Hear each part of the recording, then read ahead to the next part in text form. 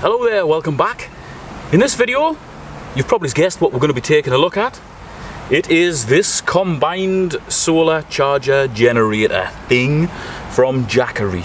If anything goes wrong with the grid, I've got my main solar thing. Anything goes wrong with my main solar thing, I've got a petrol generator. If for whatever reason I can't get petrol, the sun is never going to run out. And this allows me to travel with it as well. Now the model I've gone for here is the 1000, and the 1000 relates to how many watts it'll store in here. This is the battery storage generator, if you like. Obviously these things are the panels, each one is 100 watts. So in theory, you could be putting 200 watts into here as an input. And now it's approximately 2:30, 3 o'clock in the afternoon, so we've gone beyond the midday sun, and it's presently putting in about 120 watts. Now if I lived on the equator, you know, like the top of Africa, or even the Mediterranean or something, I'm sure the midday sun with these two panels would give you almost 200 watts. Up here, it's never going to happen. I think the most we've had out of it is about 160, and that was on a pretty good day. Now we've got a bit of cloud cover.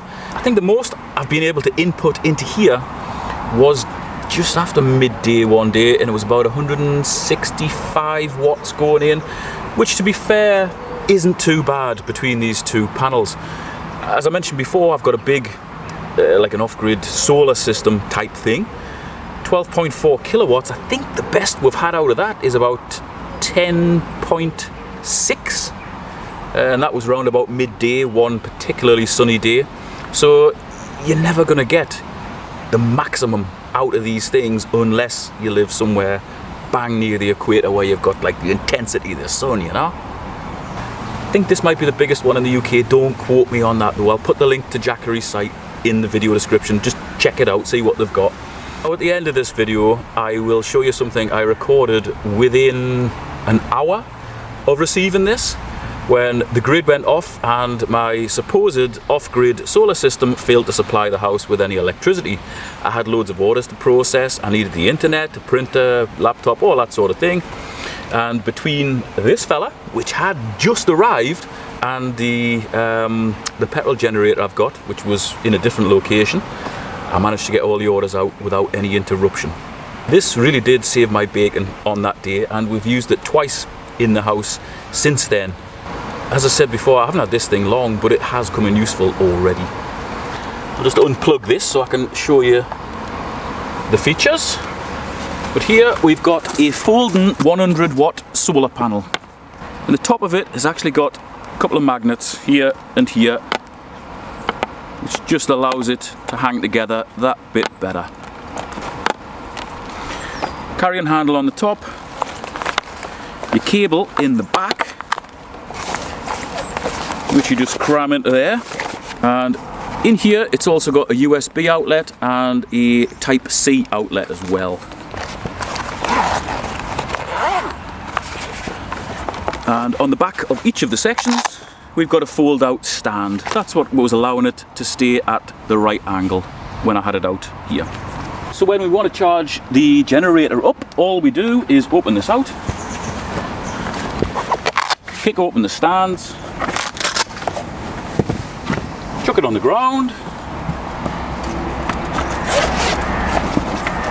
pull out the cable, where are we, and connect it up. It's currently on 65 watts only from that one. Plug that in, it's up to roughly 120 watts. So that's both of them feeding into here now. Now the other panel is exactly the same, there's no point showing you that, but what I will show you is this splitter which comes with the kit. That allows you to feed in both panels into here for your input. Just zoom in there so you can see the display there. Top left is what is going into the generator, roughly 120 watts from the two panels. The output is roughly 70 watts. I've got my phone plugged in. I've also got like a battery that I use for like a battery pressure washer plugged in. And the figure on the right hand side is the remaining battery life, so it's got 99%. That means it's pretty much full, so it's holding 1 kilowatt of power in there. Now in the middle of the screen is the input. That's what the splitter is feeding into, but it also has a DC input there as well. So if I only wanted to plug one panel in, I can just plug one panel in there. Oh, and as you can see, it's gone up to about 60 watts. Now if it's a particularly cloudy day and you can't charge it via the sun, you have got a plug-in charger, and that just goes in here. And you've also got yet another way of charging it. This one would just go into the tab lighter in your car and you could charge it like that. Now the sun's just gone in and we're still pulling in 55-ish watts from the sun to charge this up. And that's going in there. Obviously this is our charging bit. Here we've got an outlet with like a tab lighter outlet sort of fitting. And we've also got a couple of USBs and a couple of like C-type connector outlets there as well. One normal and one fast charging for each. And then what is really the business end, this is just 2 standard plug sockets. So you can charge a hell of a lot of different stuff up all at the same time with this unit. Now in total, this weighs 12 kilos, although to me it doesn't feel that heavy. I should maybe have weighed this. Either I'm getting stronger or 12 kilos isn't what 12 kilos used to be. Still perfectly manageable. Either side of the generator has got like fan outlets to allow the air through to keep the batteries cool whilst it's charging and discharging. And on the end here you've got a little light, which, I mean, you know, it's feeble at best, but it's still a light. And I've seen a lot of folks online complaining about this light, you know, asking what the point of it is. But if you're camping and you just need a light, say to go to the bathroom or something, or just to get in and out of your tent, you know, just press that. It's enough light to do whatever it is you want to do. If you want to change your wheel at the side of the road or something, you know, your car breaks down, again, that's enough light. I can't see a problem with that. I think that's a nice feature. Now unfortunately this kit doesn't come with a bag to carry this fella around in, but they are available. I forget where I got this lad from, but I got the bag on Amazon. It's basically a glorified cooler bag that you'd, you know, put a picnic in or loads of beer. I think I'd die if I drank the amount of beer that this would hold. Like. And on the top we've got self-sealing zip, and in here we can put all the various chargers with room to spare. And then below that we can put the actual generator itself.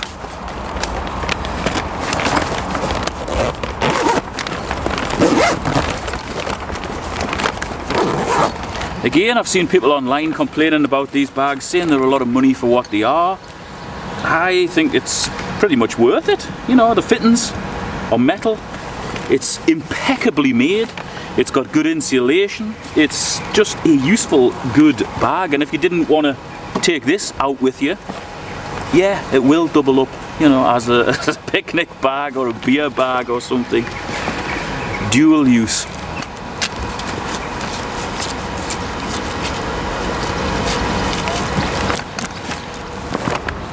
Keeps the dust off it, keeps it clean, keeps the dust off it. It just helps to keep this expensive acquisition clean. So I can't understand why you wouldn't want to buy a bag at the same time as all this stuff.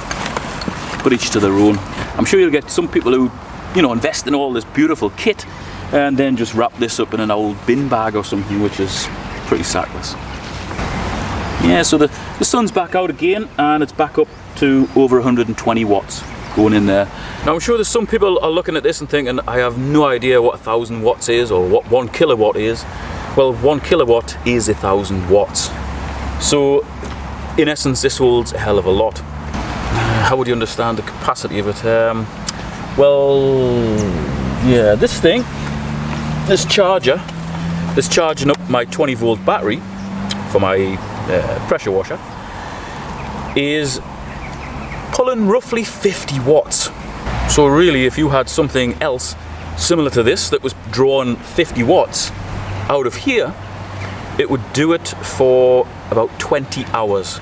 So you'd have 20 hours of 50 watts feeding out.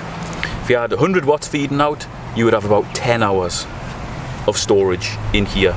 If you had 200 watts being drawn out of here, you'd have about 5 hours of life power to pull out of here. If you're using something that was 500 watts, this would provide that thing that was drawing 500 watts for 2 hours. And if you were drawing 1,000 watts, that would give you 1 hour from whatever it is that was drawing 1,000 watts. Now, I've seen people setting these things up with like electric hot plates and so on and demonstrating them, but that's just going to absolutely devour the battery life out of this. Unless you had it charging at the same time as you were actually using your hot plate, you don't really want to be using something that's too heavy on the electric with this, otherwise it's not going to last long, you know. I would say for cooking outdoors you want to be using wood or gas. That's much more efficient than something electric. But as far as your appliances in the house that could run off this, you could run your TV. In fact, you could run multiple TVs, you could run your gaming consoles, your internet. You could probably run the majority of the lights in your house at the same time, as well as all the stuff I've previously mentioned, and you'd still get a good few hours out of this.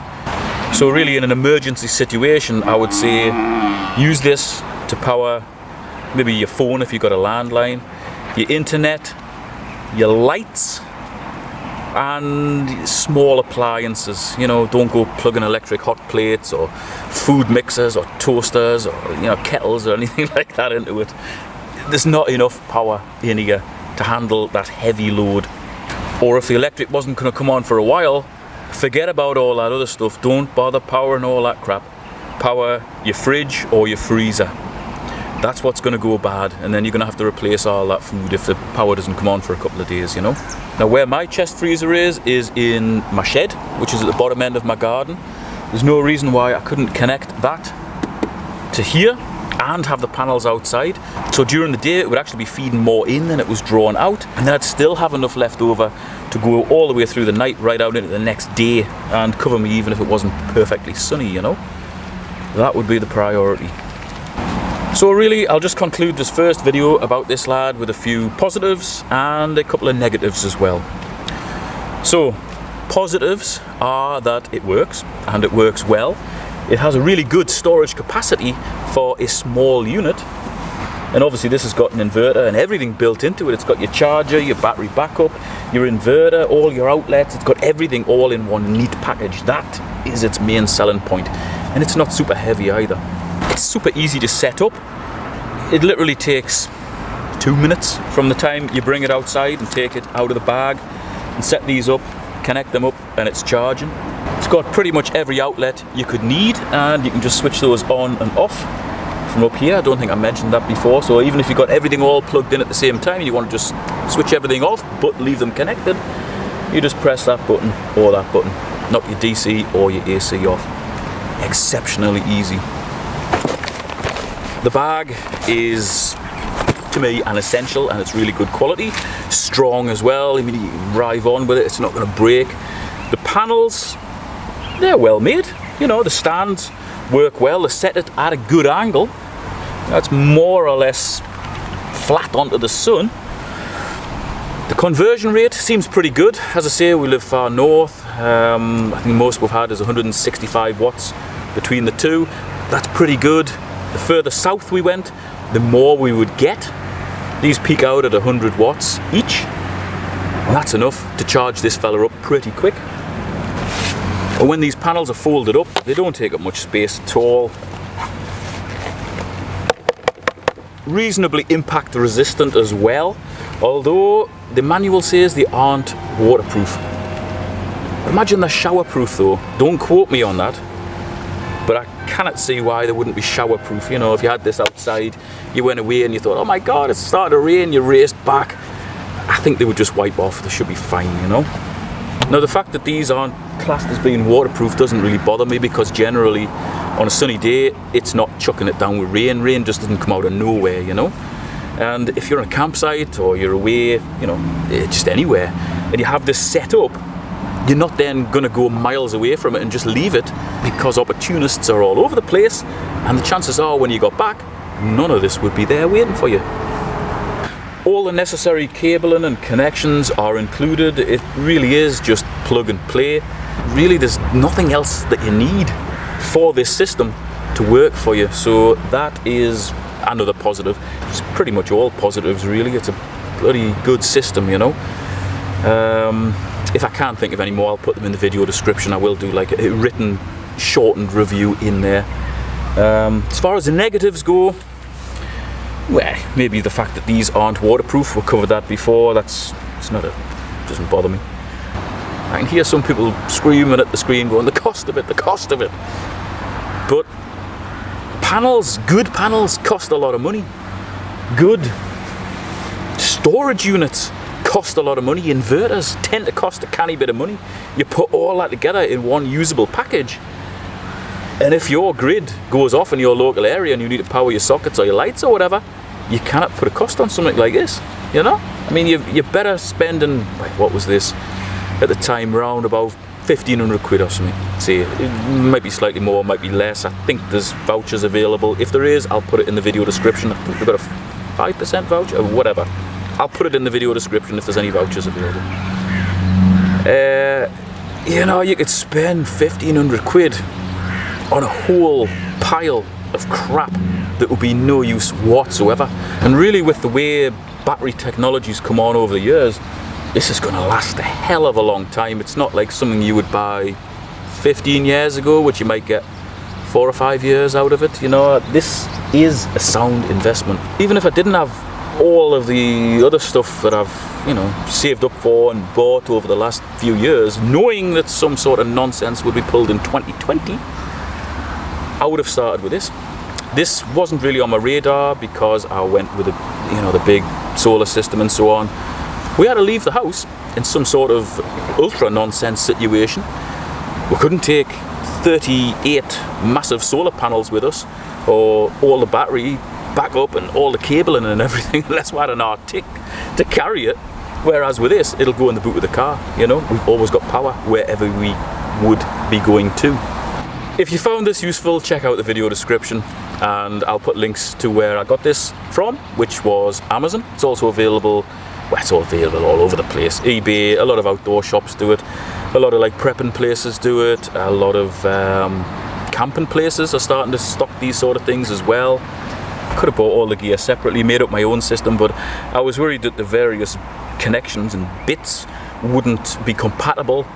This is all from the same manufacturer, so I know it's compatible.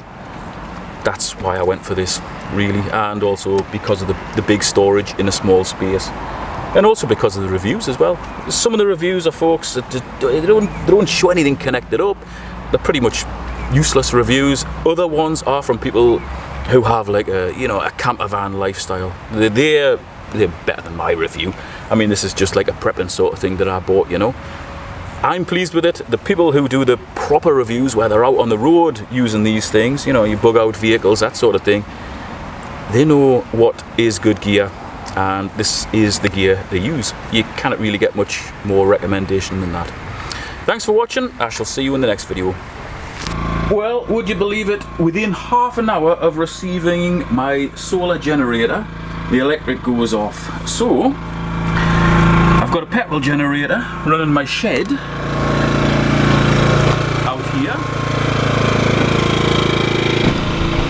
and I've got the solar generator in the house supplying my internet machine distributor thing, so that I've got internet in the shed so I can still process my orders for my job. As you can see, we've still got the boxes here.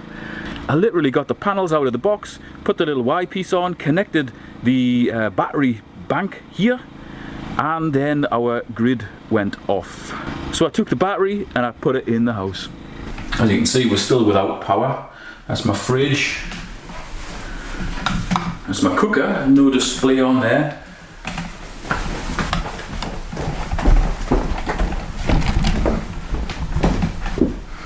But what I have got is this little fella, and that's supplying power to my internet thing, my home hub, and also to the phone as well.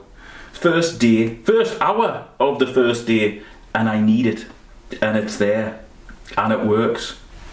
You can see it's currently on 62% charge, and the output is between 20 and 23 watts.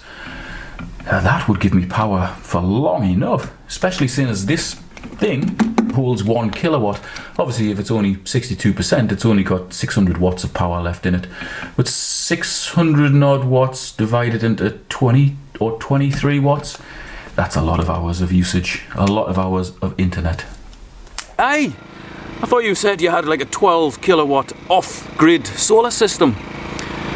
Well, I thought I did, until the grid went down, and then my solar system wouldn't work. Apparently it needs some sort of automatic switch on it that I didn't ask for, and yet the brief that I gave the guys putting it in was that if and when the grid goes down, I want power from the sun. That's why I've spent a fortune on solar panels and 11.6 kilowatts of battery power, all of which is sitting in my shed undrained. It's not feeding back into the house. Hence the little petrol generator to run my shed where I work from. And I'm so lucky that this arrived today and was charged up to about 60 odd % when it arrived, because that feeds my internet. So the internet feeds out, I can pick it up in the shed. The petrol generator supplies power to my things in there, which enables me to carry on my work. So I haven't lost a day of work, and therefore I haven't let any customers down, which is awesome.